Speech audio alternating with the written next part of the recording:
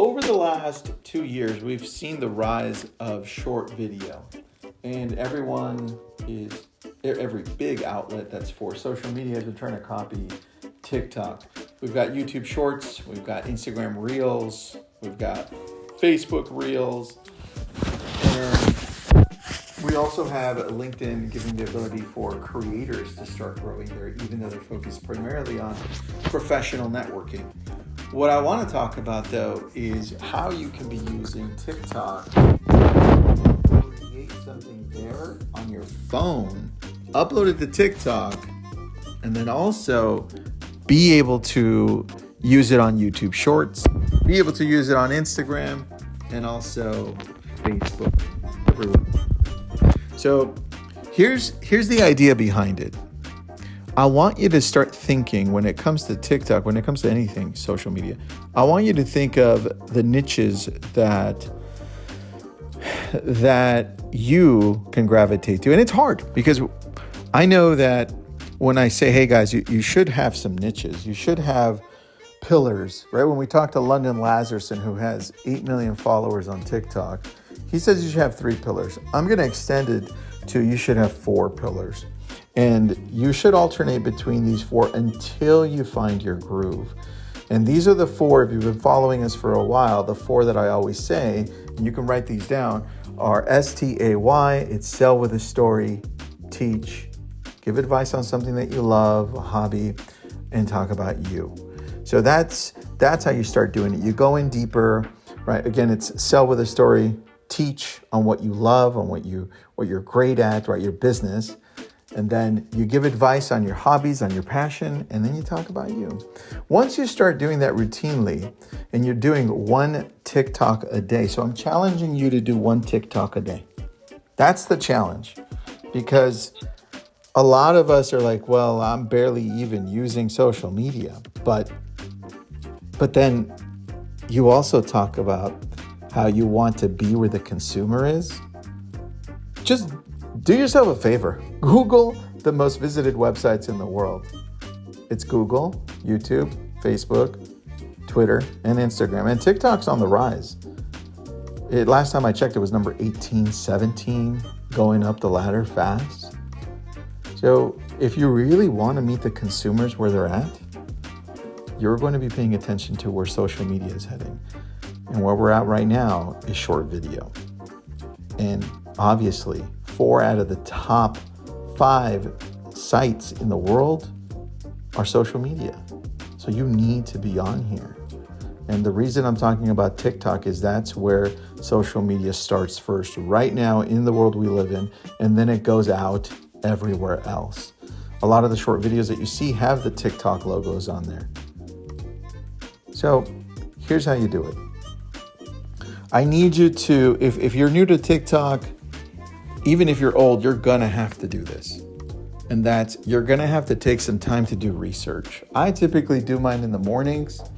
I typically do mine in the late afternoon, maybe early evenings, where I go in and I take a look at, well, let's open up TikTok and let's see what people are posting. And TikTok is so great at their algorithm that they're putting me in front of people that I would love. And a lot of those are business owners. And so I'm looking at everything and I'm like, wow, this is a great idea. This is a great idea. And that's my research time. So I'm going in and I'm looking at everyone who's posting and I'm saying that I'm going to save. And you have the ability to favorite things on here and create these little playlists. So you can go back to them and like, I saved this song because it's trending, or I saved this idea because it inspired me to do something similar. And that research phase, that time spent on TikTok, whether it's 10 minutes, 15 minutes, that really allows you to be able to understand what's possible. And a lot of us don't do that. A lot of us just kind of stop and say, well, this is just not for me. Well, as things come out, whatever is next, if that next thing isn't for you, like the Oculus that you need to go buy, if the metaverse isn't for you, then you're just going to be left behind. Because even though the core of everything we do is, right, Relationships is the core, and community is the core. The route in which we get there changes. We just have to pay attention. We can reach more people if we're using the tools around us. And those tools, the tool that we have right now, the one that you need to gravitate to and use more is TikTok. And so part of that is research. Find the trending songs that people are using. Find the way in which people are using TikTok. Find your favorite people that you gravitate. You know what? Like, for example, Glenda Baker, you want to follow her. I look at Glenda and I'm like, damn, that's a good one. I like her style. I can do that. I'm going to replicate something similar and add my twist to it. And then I go to, let's say, Brad McCallum or Ken Posick or CC Underwood or Lana Rodriguez or Jeff Fitzer, who I have no idea why he's not on here, but Jeff Fitzer. And I'm like, damn, I like that. And then I share it with them and then they share stuff with me.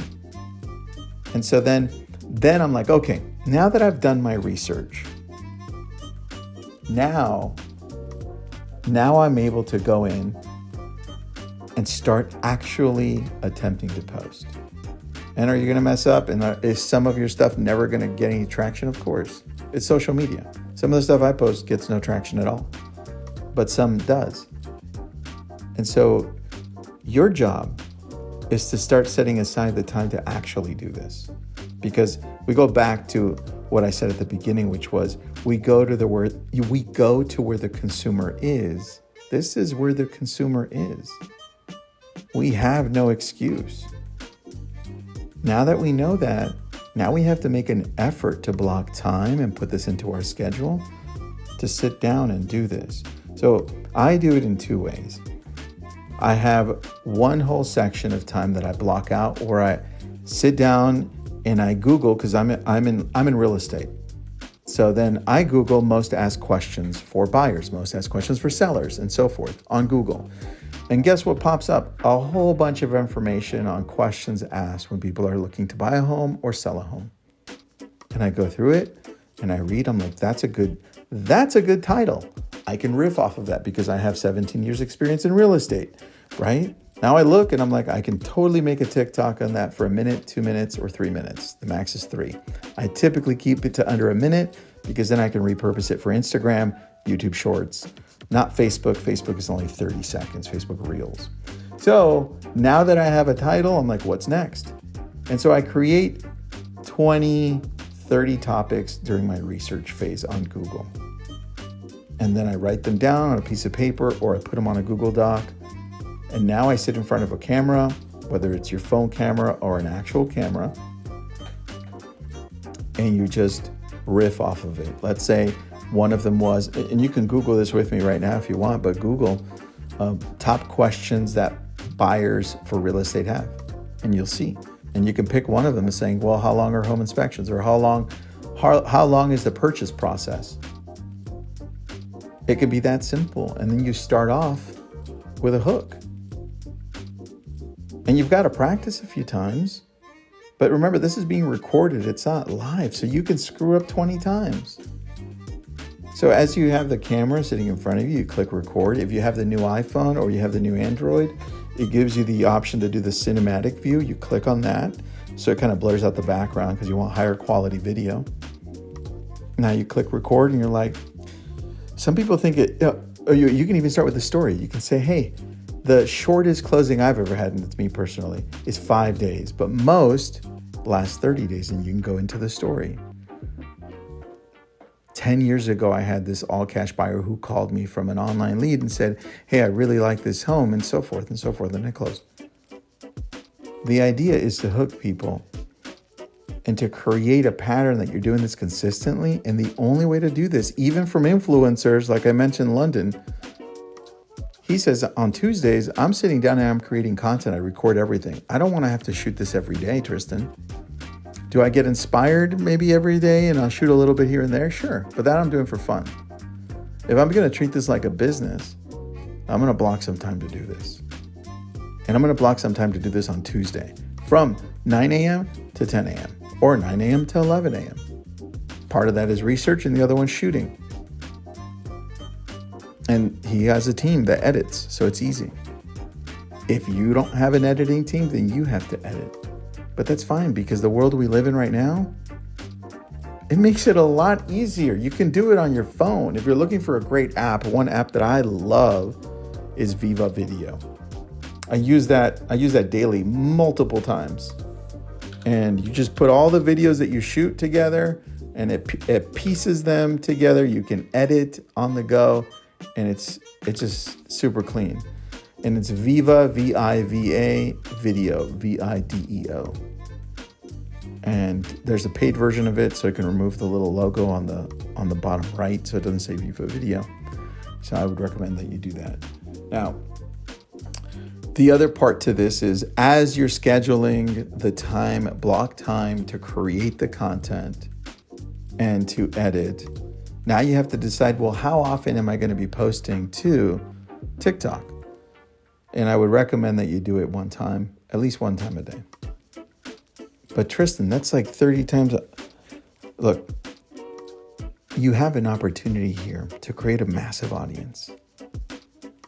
You have an opportunity here to use something that's free to bring you business. Use it. The world that we live in allows us to use all these tools for free, but we still decide to do things the hard way. Now, Facebook's free for the most part. YouTube, Instagram, LinkedIn. And I mean, we went over the top 5 most visited websites in the world, right? So I think here's where you have to turn it around and say, got it. I'm going to commit to doing it this many times a month. So Jeff and I, for this whole year, we've committed to doing 100 videos minimum a month. That's going to be 1,200 a year. And right now we're on the mark, but it's only day 10, right? So will we achieve it? I think so, right? We have a good groove. We have a good system, but we're doing it for 2 reasons. And these are the reasons you've got to do it too. One, it's forcing us to be really uncomfortable, to be able to look at what we're doing and saying, wow, do we feel uncomfortable? Because we know that when we're uncomfortable, we know we're growing. We want to challenge ourselves daily, because the last thing we want to do is settle. The moment you settle is the moment you're just not growing. So number 1, on social media, we like to push the boundaries in the sense that we want to achieve more so that we can push ourselves to grow. That's number 1. Number 2, once we've done this, because we've done this in the past, where we had September be 100 videos in a month, we did 100 plus. We can look back at the content that people engaged with the most. And when we do that, we can see what type of content we should be producing based on that. But the thing is, a lot of us only post maybe 5 videos in a year, and we can't really determine what type of videos are being picked up by the algorithm to show to people. Whether they got a lot of comments or they got a lot of views. What are the reactions? We don't know. We don't have enough. This is why I need you to be using more short video content and do a lot more of it in a month. You can go back to it and then decide, got it, I know what my niches are going to be. A lot of people gravitated to me when I was talking about my hobby, whatever my passion was. Or a lot of people loved that I was teaching about this specific thing about my business. Right? That's what I want you to do. That's the key to this.